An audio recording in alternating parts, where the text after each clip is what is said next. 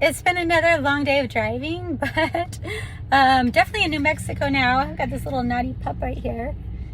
His name's Rip, by the way. I don't know if you guys have seen the show Yellowstone. This is Rip. He's cute, huh? Anyway, yeah, it's a beautiful evening. Saw a lot of fun things today. Gonna do a video and share some of them with you, so hopefully you enjoy it. I'm gonna be so glad to be home tomorrow. There's no place like home.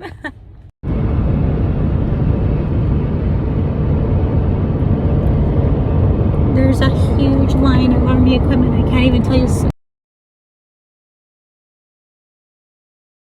What kind of signs you see at an Arizona rest stop? Let's see here. Poisonous snakes and insects inhabit the area. Oh, yay! Walking in Terribles this morning. Yep, a gas station called Terribles. Gotta check this place out.